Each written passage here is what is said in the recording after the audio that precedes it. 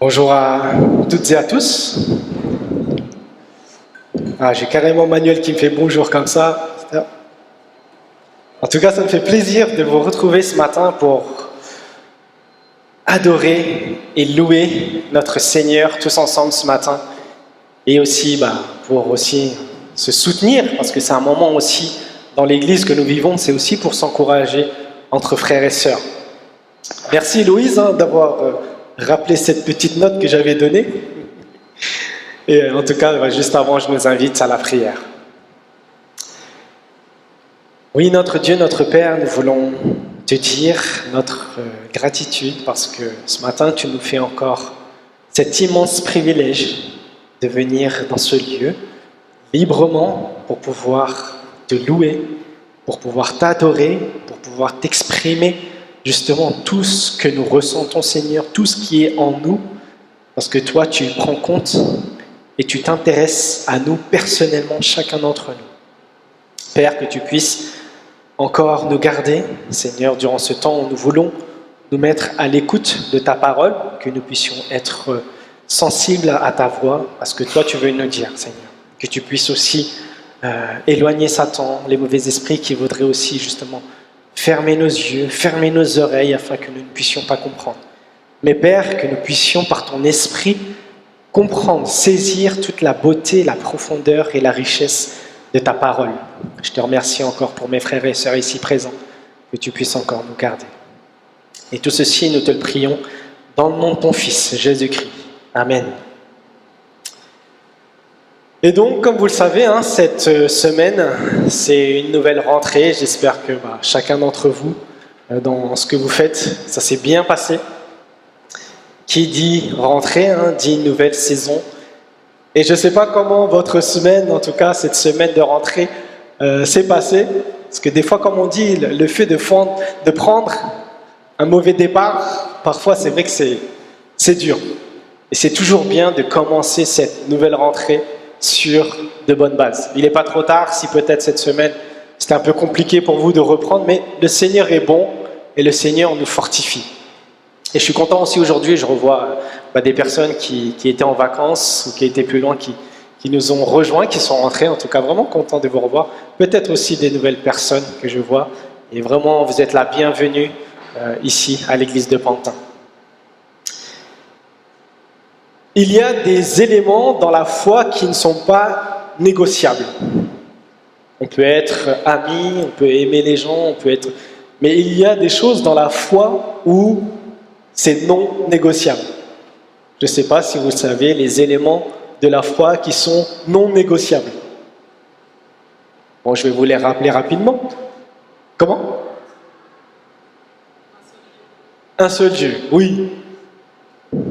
La naissance de Jésus, sa mort, sa résurrection, son ascension et son retour. 5 éléments dont on ne peut pas négocier avec ça. Si on veut être unis, véritablement ancrés dans la foi, ces 5 éléments sont non négociables. Après, il y a des choses dans la foi où divers sujets, même Manuel m'a même offert ce livre Sacré des accords, je ne sais pas si vous l'avez déjà lu. Il y a des sujets secondaires dont, oui, on peut discuter de ça. Mais il y a 5 éléments que je viens de citer qui sont non négociables pour être centrés sur la vérité, pour être centrés sur Christ. Et aujourd'hui, le texte qu'on va voir, c'est justement ce que va faire l'apôtre Jean. Bon, j'ai pas envie de dire qui a lu pour lever la main, mais en tout cas, j'espère que vous avez pris le temps de lire cet épître. Et je ne sais pas pour vous, qu'est-ce que ça vous a fait quand vous avez lu cet épître? Parce que j'avoue, cette épître, personnellement, elle bouscule, elle percute. Je ne sais pas si ça vous a fait le même effet que moi, mais en tout cas, elle fait mal. On se met là devant un miroir et on se dit, mais je suis chrétien, mais... Et avec mon épouse, on avait pris aussi le temps cette semaine de lire. On s'est dit, mais... Aïe, ça fait mal quand même. Il y a des passages qu'on aimerait qu'elles ne soient pas dans la parole. Et on s'est examiné, elle et moi, où on était par rapport à justement ce que cette lettre disait. Et je ne sais pas, en lisant cette lettre, je ne sais pas si vous aussi vous avez pensé à des personnes que vous connaissez. à des chrétiens que vous connaissez. Nous, quand on a lu cette lettre-là aussi, c'est pas comme on dit, on ne veut pas porter de jugement sur les gens, mais des fois c'est un constat. On dit qu'on est chrétien, mais dans notre vie personnelle, en fait, on a plein de problèmes avec les gens. Lui, on se dit, mais je ne peux pas le voir celui-là. Et cet épître, aïe, ça fait mal. Hein. On dit qu'on est chrétien, mais l'autre qu'on voit à côté de moi, je le déteste. Et cette épître, justement, elle nous ramène à l'essentiel. Parfois, nous disons que nous aimons Dieu. Et si je vous pose la question aujourd'hui, comment vous savez que vous aimez Dieu? Quelle sera votre réponse? Concrètement, parce que Dieu, est-ce qu'on le voit Dieu? Comment vous diriez que vous aimez Dieu réellement? Et donc, je vous invite à la lecture de ce texte de ce matin.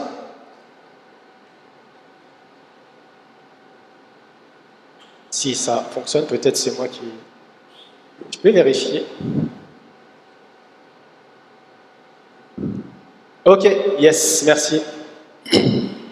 Alors, dans la première épître de Jean, chapitre 1, les 4 premiers versets. Et voici, je lis dans la version du Semeur.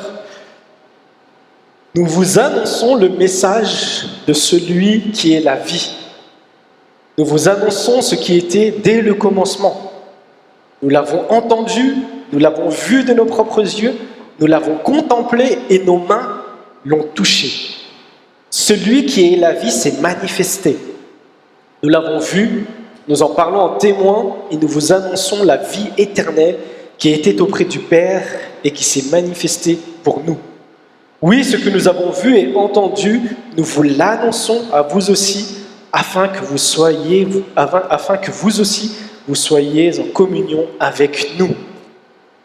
Or, la communion dont nous jouissons est avec le Père et avec son Fils, Jésus-Christ.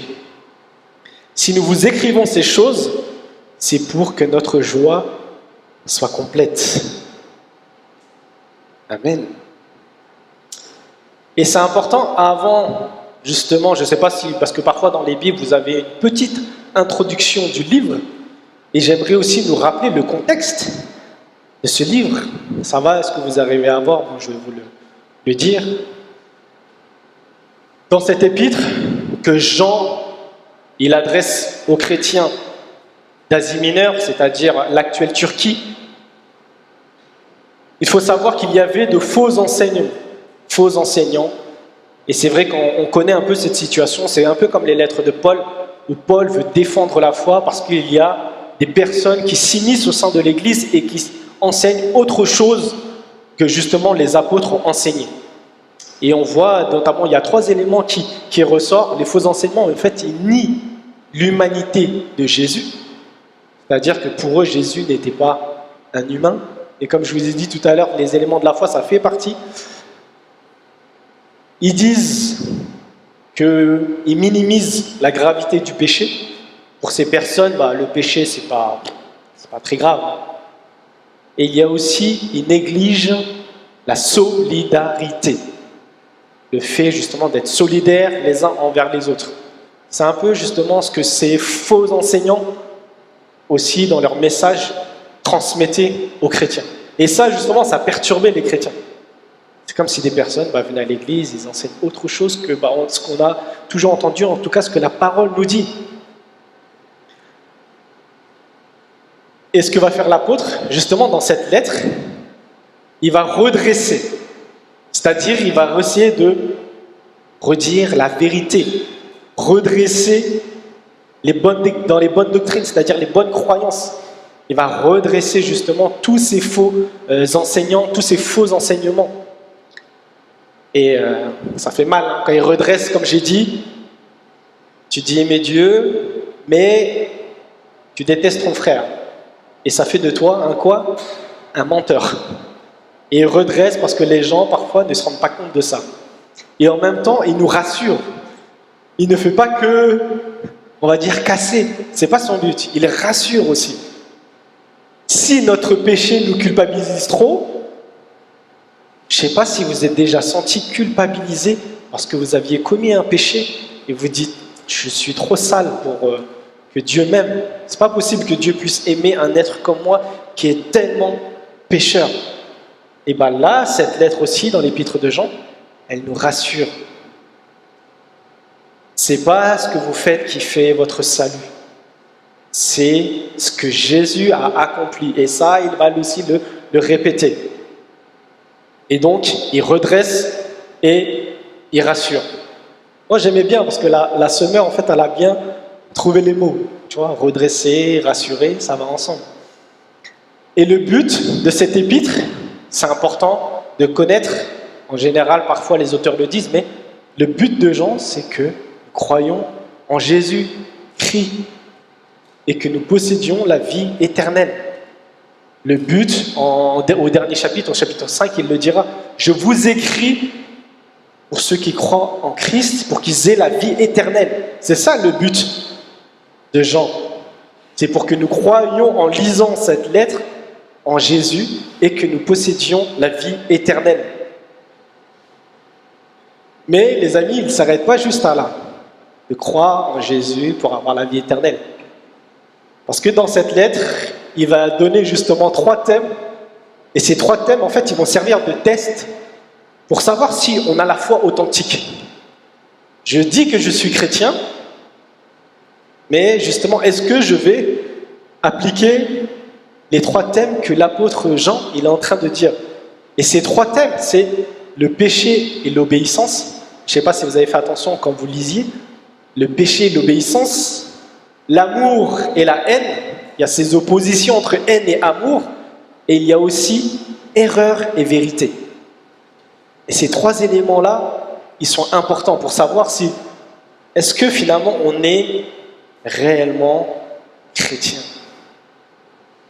C'est pourquoi j'ai choisi aussi cette lettre pour nous permettre à chacun d'entre nous de pouvoir aussi se situer. Cette année, vous savez que le thème c'est... Oh, j'entends des petits bruits, des petits gens, je vois des lèvres à haute voix. Une personne? Une vie centrée sur le Christ. Et les amis, je crois que cette lettre va nous aider aussi, après tout ce qu'on a vu, bien sûr, à encore nous centrer plus sur le Christ. Et vraiment, hein, je vous assure les amis, cette lettre, c'est vraiment un bon test pour savoir si nous sommes dans le vrai ou le faux. Et ce matin, ce que je vous propose ensemble, dans ces 4 versets, c'est de suivre ce plan. Il y a 5 éléments dans ce plan qui vont nous rassurer. La première chose, c'est que, je ne sais pas si vous l'avez vu dans ce texte, mais il y a la préexistence éternelle. Il est question de préexistence éternelle. Lorsqu'on lit vite fait peut-être ces 4 versets, je ne sais pas si vous avez fait attention, mais on peut passer très vite. On vous annonce celui qui est la vie, celui qui est le commencement, etc. Mais on ne mesure pas assez en fait tout ce que ça implique. Il y a aussi la manifestation historique. N'oublions pas ce trait-là. Les gens ne croyaient pas en fait à l'humanité de Jésus. Et justement, Jean, il va dire, si, nous l'avons vu, nous l'avons touché. Il y a aussi l'autorité de la proclamation. Dans ce texte, il est question d'autorité de la proclamation de l'apôtre. Il y a aussi question de communion, les amis. Communion dans ce texte, communion. Et le dernier élément dans ce texte, la joie complète. Et on va voir ensemble justement, à travers ces 4 versets, ces 5 éléments qui sont indispensables, qui sont importants. Parce qu'en fait, ces 4 versets-là, en fait, ils vont servir de fil conducteur à toute la lettre. C'est vraiment la base. Ici, ce que l'apôtre Jean est en train de faire, c'est qu'il pose les fondations. Et même si vous l'avez lu dans les Bibles, généralement, vous avez le titre, le fondement, le message des apôtres. Et c'est important pour nous de savoir justement c'est quoi le fondement, c'est quoi la base de ce que l'apôtre veut dire. Et donc, on va s'intéresser déjà à la préexistence éternelle. verset 1, nous vous annonçons le message de celui qui est la vie.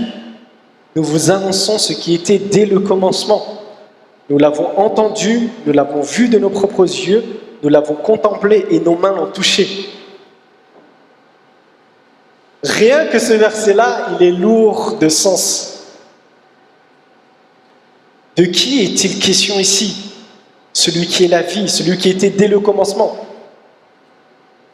C'est vrai que si on est familier avec l'évangile de Jean, on sait en fait de qui il parle là tout de suite. Jean 1, verset 1, qui connaît? Jean 1, verset 1. Au commencement était la parole de Dieu. Elle était avec Dieu et elle était Dieu. Et là, Jean nous présente tout de suite Jésus, les amis. Celui dont il est question ici, c'est Jésus-Christ. Il veut nous parler de celui qui était dès le commencement. Et ici, il veut souligner quoi? La divinité de Jésus. Jésus est divin. Il était dès le commencement. C'est celui qui est la vie. Et Jésus, si vous savez, en Jean 14, 6, « Je suis le chemin, la vérité et la vie ». Qu'est-ce qu'il est en train de dire ici?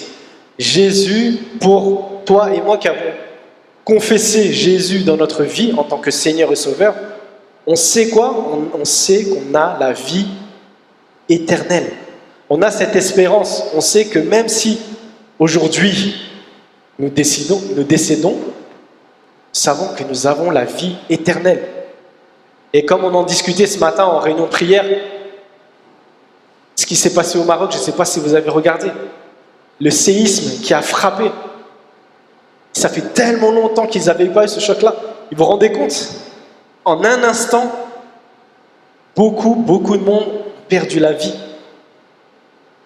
Et parfois, justement, dans notre vie, on se croit en sécurité, on croit que ça va aller, on est bien, on a le temps. Les amis, d'un moment ou un autre, notre vie sur Terre, elle peut s'arrêter. La maladie, l'accident, les catastrophes naturelles, toutes ces choses nous rappellent que la vie, elle est éphémère. Mais là, les amis, celui qui était dès le commencement, si nous avons placé notre foi en lui, nous avons une espérance certaine. Rappelons-nous de ça. Jésus est divin au commencement. Celui qui nous a créés, par qui tout a été créé, et pour lui, rappelez-vous ce que l'apôtre Paul dit, tout a été créé par lui et pour lui. Une chose aussi importante dans ce passage, nous avons aussi la manifestation historique. Les amis, Jésus n'est pas un mythe. Je ne sais pas si vous vous rendez compte. Moi, j'étais plus jeune, je sais pas, je croyais en Jésus, mais j'avais pas pris cette conscience que, en fait, Jésus est un personnage, est une personne qui a réellement existé. C'est pas un mythe, c'est pas quelque chose qu'on a inventé. Et même si vous regardez le calendrier, comment c'est daté? Avant, après Jésus-Christ. Les amis, pourquoi c'est important? Parce que Jésus, ça nous montre que Jésus était humain. Et pourquoi c'est important que Jésus soit humain? Je ne sais pas si vous vous êtes déjà posé cette question-là. Jésus est venu en tant qu'homme pour prendre le péché à notre place, les amis. Il a pris cette condition de nature humaine comme nous, notre représentant, pour pouvoir vaincre le péché et Satan sur son propre terrain. Et c'est important de comprendre cela. Nous l'avons vu, les amis, nous l'avons touché, il s'est manifesté. Aujourd'hui, comment nous savons réellement que Dieu nous aime? C'est la preuve historique de Jésus. Ça ne se base pas juste, comme les professeurs, c'est vrai qu'à l'Institut insistent beaucoup, juste sur des simples sentiments. J'ai l'impression que Dieu m'aime. J'ai l'impression, là, je sens quand je chante ce chant-là, waouh! Non, les amis. Dieu nous aime parce que Jésus est venu sur terre, il est mort pour le pardon de nos péchés, pour tes péchés, pour mes péchés. Et c'est lorsque je repense à ça, à ce geste d'amour qui fait naître en moi, oui, des émotions bonnes, des émotions rassurantes. C'est pas parce que j'écoute un chant super bien là, et oui, le chant peut aussi jouer sur ça. Cette prière peut aussi, mais l'acte concret d'amour de Dieu, c'est Jésus venu sur terre mourir pour le pardon de tes péchés, de mes péchés. Et les amis, soyons convaincus de cela, c'est une bonne chose. Si on vous demande comment Dieu t'aime, comment Dieu vous aime, Dieu est venu sur terre et il a porté mes péchés. C'est comme ça que j'ai cette assurance que j'ai la vie éternelle.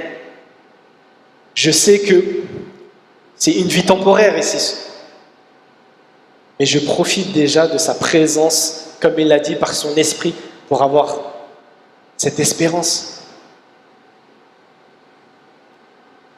Ensuite, l'autorité de la proclamation. Jean ne dit pas juste comme ça. Ici, il est en train de faire jouer son statut d'apôtre. Parce qu'il faut savoir, comme je l'ai dit, il y avait des faux enseignants qui venaient, mais justement, Jean, là, il est en train de dire, les amis, nous l'avons vu, et le nous, s'il parle de lui, mais on peut penser qu'il parle aussi des 12, des apôtres, en fait, qui l'ont vu, qui l'ont touché. Si je peux vous dire ça avec autant d'assurance, avec autant de puissance, c'est parce que je sais de quoi je parle. Jésus, j'ai été avec lui. Je l'ai vu, je l'ai touché. Si on peut avoir confiance en quelqu'un, en général, oui. Je ne sais pas si vous avez vu la vidéo qui est sortie de 5 questions avec l'AECM France. Je dis des choses, je témoigne des choses, mais qui sait si c'est vrai? Qui ne vous dit pas que c'est un mensonge? C'est ceux qui m'ont vu, ceux qui m'ont senti, ceux qui m'ont touché, qui savent que ce que je dis est vrai. Aujourd'hui, pour savoir si quelque chose est vrai, il faut l'expérimenter. Les amis, les apôtres ont reçu ce mandat en Jean 16, en Jean 14 à 16. Jésus a donné l'esprit pour que les apôtres aient ce ministère, en fait. C'est ce ministère de la proclamation de la parole et de témoins. Ils ont reçu pleinement ce rôle. Eux-mêmes, ils n'étaient pas parfaits. Mais dans leur renonce de la parole, dans leur autorité, dans tout ce qu'ils font, c'est parce que Jésus leur a délégué ça. Jésus leur a donné cette autorité. Si ils peuvent, comme ils l'ont dit, vous savez dans les évangiles, chasser des démons, faire plein de miracles, etc., c'est parce que Jésus leur a donné cette autorité. Et les amis, est-ce que la parole de Dieu, elle fait autorité pour notre vie? Est-ce que la parole de Dieu, elle fait autorité dans notre vie? C'est comme si, aujourd'hui, vous prenez un policier qui est en train de réguler la circulation. On le respecte pourquoi? Pourquoi on le respecte? Pourquoi il nous dit, va par là, pourquoi on y va?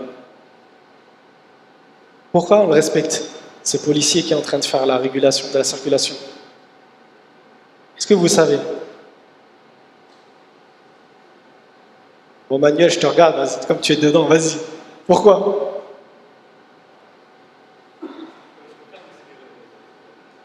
Ah, tu préfères rester dedans parce que, bon, non, je ne vais pas dévoiler ta vie, mais... Pourquoi, en fait, ce policier, il a tout simplement le droit de nous dire, allez-y, monsieur, par là, je vous ai dit. Comment? Il a quoi? Ah, le signe de police. Oui, mais encore, il a quoi?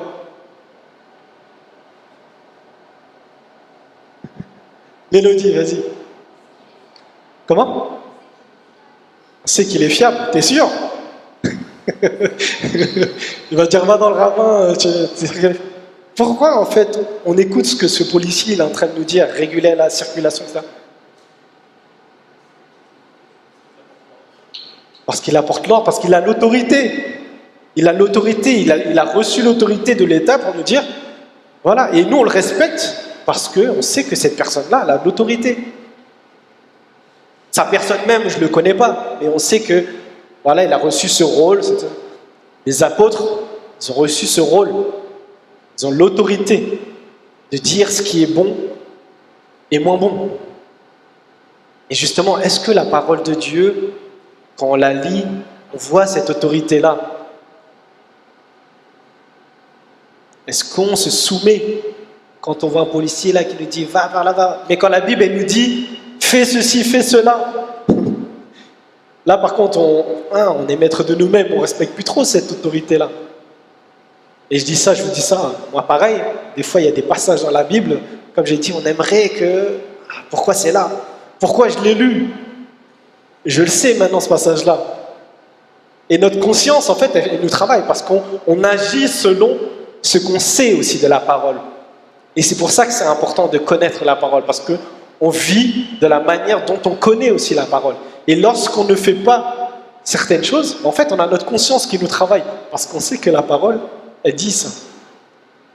Et je ne sais pas vous, mais moi, je suis une personne qui a du mal à venir adorer Dieu lorsque, en fait, j'ai des conflits dans ma vie. Je ne dis pas ça pour culpabiliser les gens, mais aujourd'hui, on vient adorer Dieu, on vient le louer, on vient le chanter, on vient lui dire qu'on l'aime de tout notre cœur. Mais sa parole nous dit d'aimer notre prochain, d'aimer celui avec qui on a du mal.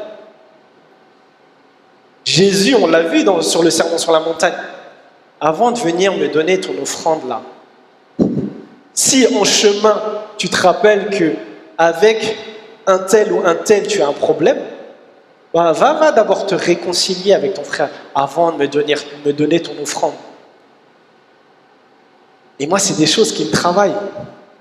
Je ne sais pas pour vous, votre conscience, mais je viens adorer Dieu, et je ne dis pas qu'il ne faut plus venir du tout adorer Dieu, mais que nous ayons quand même, nous soyons sensibles à ça.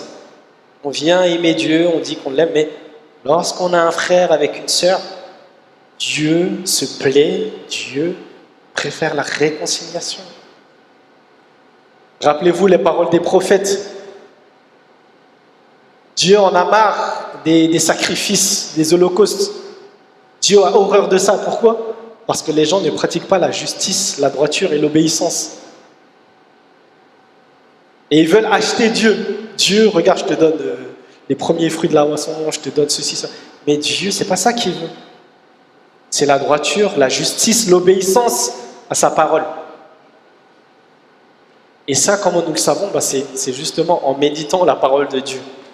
C'est que dans l'Écriture qu'on peut savoir ce que Dieu attend de nous. On vient à l'église, on chante des chants, on offre plein de choses, mais Dieu veut d'abord que dans ta vie de tous les jours, tu sois obéissant, juste et intègre. Que tu puisses aimer les gens d'un cœur sincère. C'est cela qui lui fait plaisir. Et justement, comme je vous ai dit, cette lettre, elle est là comme un miroir, pour nous permettre de nous ajuster, nous rectifier, voir, j'ai un défaut ici, là, sur mon visage, un truc. Et là, pareil, cette lettre, elle est là pour dire dans ma vie, je dois peut-être faire le tri, je dois peut-être voir, là, j'ai peut-être ma relation avec cette sœur, ce frère. Réconcilions-nous, les amis. Et en plus, on est plus dans la paix quand on vient, on est réconcilié. Quand on vient, on a l'autre là au travail, ou l'autre dans la classe. Il y a toujours cette tension, cette pression. On n'est pas à l'aise. Mais si on s'est réconcilié, on a pardonné, vient dans la joie, on est tranquille. Ensuite, la communion. Il est question aussi de communion dans ce texte. Et regardez, oui, ce que nous avons vu au verset 3, et entendu, nous vous l'annonçons à vous aussi, afin que vous soyez en communion avec nous. Et comme on dit, le français, afin que, le but, que vous soyez en communion avec nous. Si vous nous annonçons, si vous croyez ce que je vous dis, c'est ça qui nous permettra d'être unis ensemble. En communion. Communion, ça veut dire qu'on est unis. Et si on peut être unis ensemble, frères et sœurs, c'est parce qu'il y a justement cet esprit, l'esprit de Dieu qui nous unit. Si on a confessé Christ, si tu confesses Christ, si tu crois en ce que les apôtres ont dit, on sera en communion. Mais si on ne respecte pas, si on ne prend pas compte de ce que l'apôtre Jean a dit dans sa lettre, on ne peut pas être en communion. Est-ce que vous voyez la logique? Afin que, si on vous annonce tout ça, que Jésus était dès le commencement, qu'il est la vie, c'est pour que nous puissions croire en cela. Si nous ne croyons pas en cela, on ne peut pas être en communion avec les apôtres. Et si on n'est pas en communion avec les apôtres, on n'est pas en communion avec Jésus et avec Dieu le Père.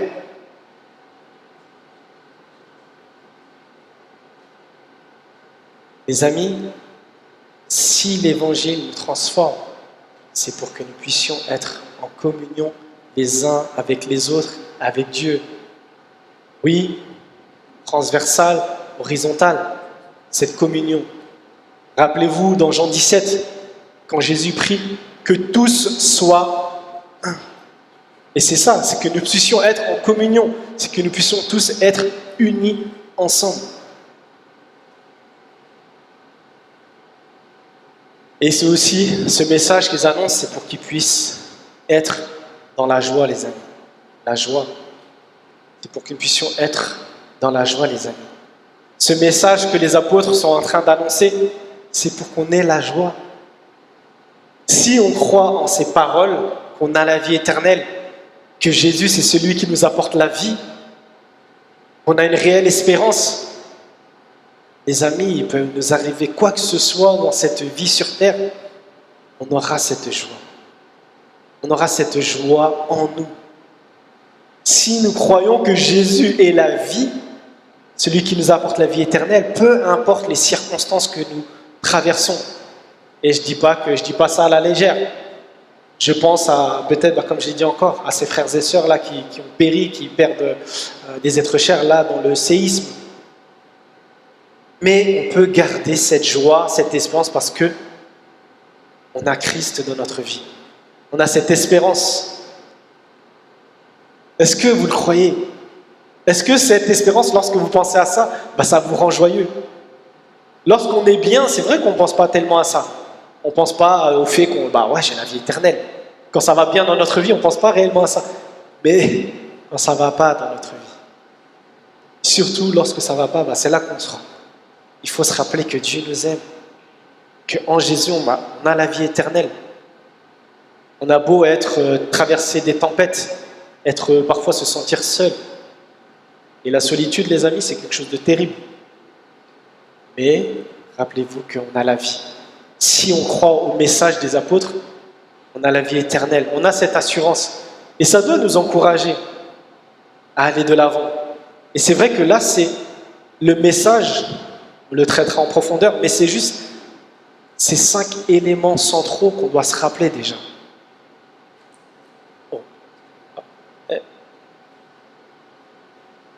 Je voulais juste revenir sur la slide précédente.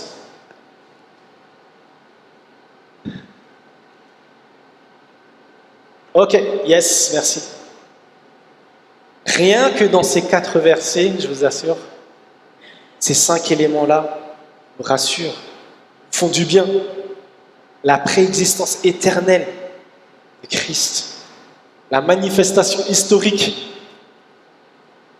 Dieu m'aime réellement, les amis. Soyons convaincus de cela. Et ça, c'est l'Esprit de Dieu qui nous le confirme, qui travaille dans notre être intérieur pour que nous puissions croire en cette promesse. Dieu nous aime, les amis, personnellement. Toi, moi, peu importe ce que nous traversons, Dieu nous aime. Et ça, c'est un fait historique. Ça ne se base pas sur juste des spéculations, des ressentis. Non, Dieu nous aime parce que Jésus est venu sur terre pour tes pardons, pour tes péchés, pour mes péchés. Et rappelez-vous aussi que les paroles des apôtres font autorité. Est-ce qu'on se soumet aux paroles de ce que Jean a écrit? Et on verra la semaine prochaine en détail qu'est-ce qu'il dit. Mais rien que dans cette introduction, on doit être en accord déjà. Parce que c'est ce qui nous permettra de développer la suite. Quand Dieu nous dit que Dieu est lumière, on ne peut pas vivre dans les ténèbres. Juste pour dire, on ne peut pas mener une double vie. Peut-être que ce que toi tu fais, ce que moi je fais dans le secret, chez moi, quand je suis tout seul, nous, on ne peut pas le voir. Mais Dieu, les amis, Dieu est lumière. Dieu le voit. Et ça, on le travaillera encore la semaine prochaine. Et déjà, que cette parole de ce livre, et pas que ce livre, parce qu'on le travaille, mais la Bible, dans son ensemble, fasse autorité dans notre vie. Et pensez, comme je vous ai dit juste à ce policier, cette autorité, la parole de Dieu, elle doit faire autorité dans notre vie. On ne peut pas la prendre à la légère. Prendre certains passages et choisir en fait ces passages qu'on aime. Celui-là, j'aime pas trop. Celui-là, je vais le prendre. Non, c'est pas comme ça. Toute la parole de Dieu fait autorité dans ta vie, dans ma vie. Et rappelons-nous aussi la communion. Ce message, les apôtres veulent que nous puissions croire en ce message parce que c'est la suite. Les apôtres, ce sont les représentants de Dieu. Leur rôle est de nous transmettre ce que Jésus lui-même a dit, a fait, a enseigné. C'est pour que nous puissions être en communion, les amis, ensemble, les uns les autres, et avec aussi le Seigneur. C'est important. Quand on dit qu'on est une même famille, on est réellement une même famille en Dieu. Je crois qu'on ne prend pas assez conscience parfois de cela. On est en communion avec Christ. L'Esprit nous permet d'être unis. On l'est vraiment, les amis. On est une famille. Quand on prend conscience de ça, je pense que notre regard envers les gens change. Parce que quand c'est notre famille, on veut prendre soin d'eux. On ne veut pas qu'ils se détournent. Et dans notre vie d'église, ça devrait être la même chose. On devrait aimer les gens réellement, comme s'ils étaient de la famille, parce qu'on est réellement de la famille. Et les amis, ensemble, avec l'Esprit de Dieu, on avance ensemble. Et les amis, lorsqu'on est en communion, qu'est-ce que cela produit? La joie. Lorsqu'on est unis les uns aux autres, on est dans la joie, les amis. Cette joie-là, c'est vrai qu'elle n'est pas encore totalement complète parce qu'il y a encore le péché. On est encore dans ce monde qui est corrompu. Quand on voit des choses, personnellement, j'avoue, ça nous attriste. Quand on voit des infidélités, des injustices, ça nous fait mal. Et on a déjà cette joie quand même parce qu'on a l'espérance. Mais notre joie complète sera lorsqu'on sera avec le Seigneur pour l'éternité, parce qu'il n'y aura plus de péché, il n'y aura plus de mal. Rappelons-nous, les amis, ces 5 éléments, que nous puissions les garder précieusement, et cela nous tiendra de fil conducteur aussi pour la suite. Et comme je l'ai dit, juste, je voulais souligner l'exemple, c'est que comment aujourd'hui aimer Dieu, dans cette lettre concrètement, aimer Dieu, c'est aimer aussi notre prochain. Jean met beaucoup l'accent sur « tu dis que tu m'aimes, mais celui qui est à côté de toi, prends soin de lui. » Parce que lui, comme on l'a vu aussi quand on en avait discuté au camp, c'est une créature de Dieu. Quand on voit un frère et une sœur, indirectement, c'est Dieu que nous voyons. C'est sa création. Prenons soin de lui.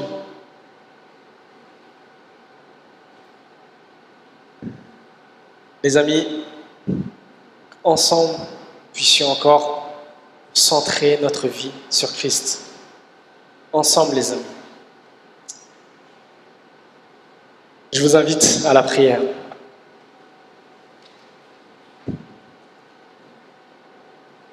Oui, notre Dieu, notre Père, nous voulons te dire notre reconnaissance.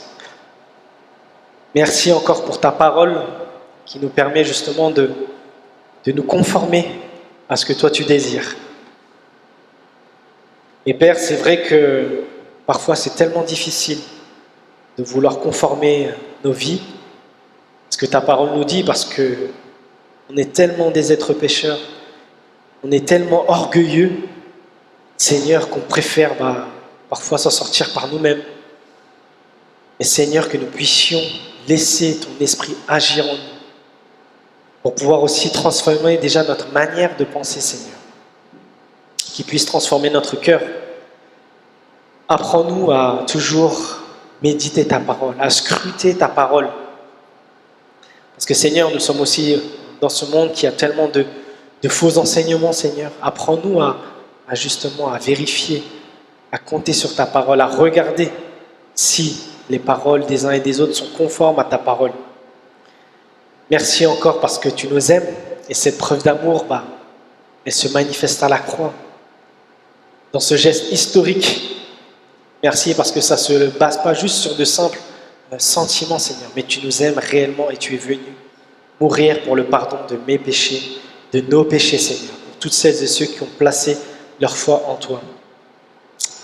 Père, merci aussi que cette parole puisse faire autorité dans notre vie, que nous puissions la prendre au sérieux, que nous puissions aussi nous rendre compte que nous sommes réellement frères et sœurs en toi, que nous puissions aussi prendre soin les uns des autres et que cela puisse tout simplement nous permettre de vivre dans la joie. Et tout ça, Père, nous te le prions dans le nom de ton Fils, Jésus-Christ. Amen.